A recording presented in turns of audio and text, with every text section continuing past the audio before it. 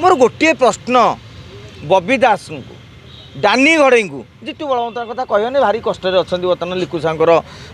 ताड़न तेणु मुझे कष्ट देवाक चाहूना मोर बबी दास और डानी घड़े की प्रश्न आपण कन्स्टिट्यूएंसी नेता कहीं गले गोटे जिला परिषद जी हुए से गोटे साधारण नेता हुए कि आप देखो गाँ गहली में आपको खाली बुझे दूँ दर्शक बंधु आम गाँ गहली में टिके कम जोईला नेता होते वार्ड मेम्बर आगे टाणुआ नेता होते सी ठिया सरपंच